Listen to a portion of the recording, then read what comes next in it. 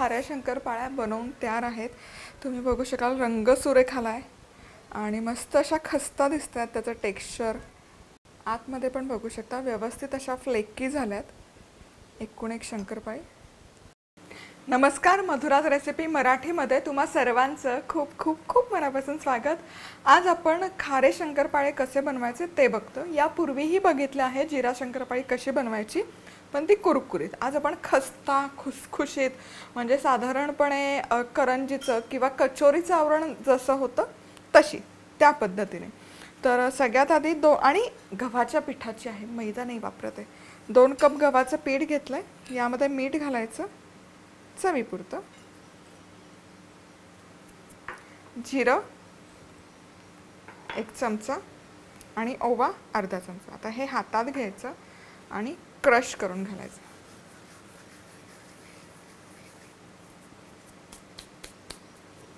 हे मिक्स करून घ्यायचं आणि यामध्ये आता तेलाचं मोहन घालायचं, अर्धा कप तेल। आता तेल गरम करायची गरज नाही, जसं की मी नेहमी सांगत असते, कुठलाही पदार्थ तुम्हाला कुरकुरीत हवा असेल तर त्याला कडकडीत तेलाचं मोहन घालायचं। खुसखुशीत खस्ता हवा असेल तर मग थंड। मिक्स करून घेऊया।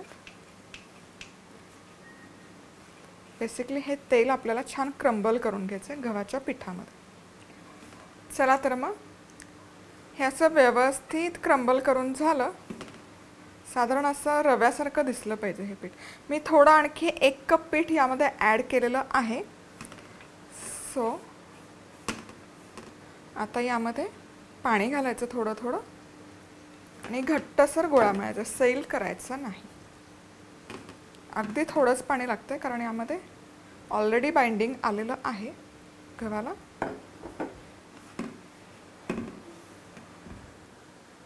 चला तर मग इथे हे कणिक मळून तयार आहे, घट्टसर गेले तुम्ही इथे बघू शकाल। त्यातून एक छोटासा गोळा घ्यायचा। येस, हा हवा तसा एकसारखं नाही होणार कारण यामध्ये आपण तेलाचं प्रमाण थोडं जास्त घेतलं। जनरली शंकरपाळी करताना थोड्याशा भेगा राहतातच त्या पिठाला, आणि हे पीठ रेस्टिंग टाईमची गरज नाही आहे, मळलं की लगेच बनवायला सुरुवात करायची।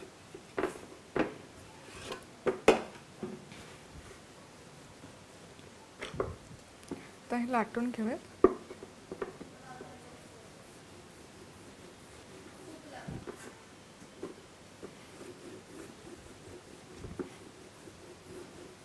चला तर मग हे आता असं लाटून झालं, थोडंसं थिक ठेवायचं म्हणजे मग त्याला खस्ता मस्त पडतात। आणि हे जे खराब झालेले एजेस आहेत हे कट करायचे आणि याचे काप करायचे। आता काप तुम्ही हवे तसे लहान, जाड, पातळ करू शकता।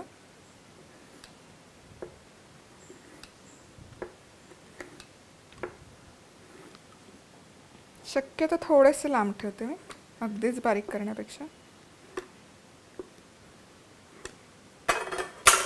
आता हे तळून घेऊयात।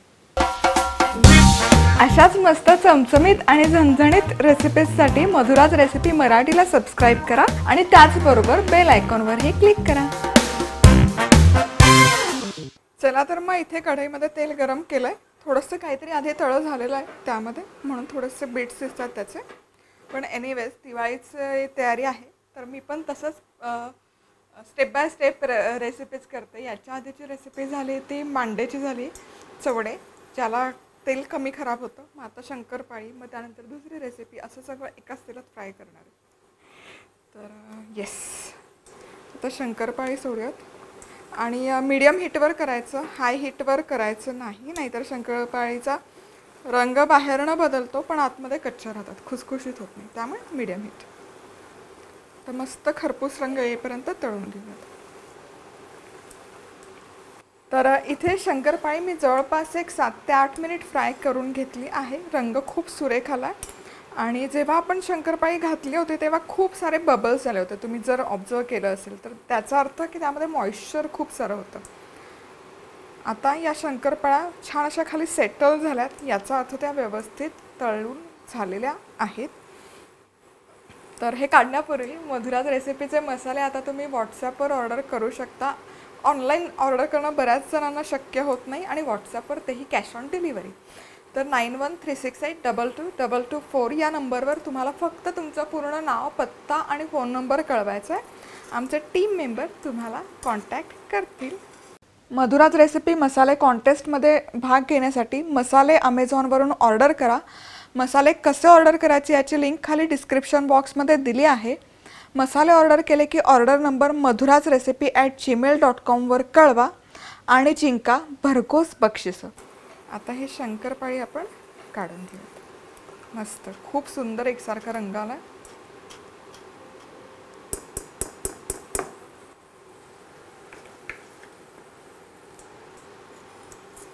छान अशा तळाशी बसल्या, याचा अर्थ समजायचा की शंकरपाळी आपली तळून झाली. जास्तीचं तेल ड्रेन करायचं. खूपच सुंदर दिसतात. आता याच पद्धतीने उरलेल्या सगळ्या शंकरपाळ्या तळून घ्यायच्या.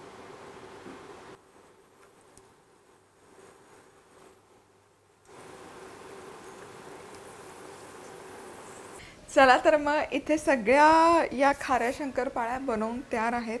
तुम्ही बघू शकाल रंग सुरेख आलाय आणि मस्त अशा खस्ता दिसत आहेत. त्याचं टेक्स्चर आणि एक ओपन करून बघा, जबरदस्त. आतमध्ये पण बघू शकता व्यवस्थित अशा फ्लेकी झाल्यात. एकूण एक शंकरपाळी खूप सुंदर होतात आणि अजिबात वाटत नाही की ते गव्हाच्या पिठापासून केल्यात. नक्की बनवून बघा आणि बनवून पाहिलं तर फोटो काढून पाठवायला विसरू नका. पुन्हा भेटूयात अशाच एका मस्त खुसखुशीत रेसिपीबरोबर. तोवर मस्त राहा, खुश राहा, आनंदी राहा आणि सगळ्यात महत्त्वाचं खात राहा.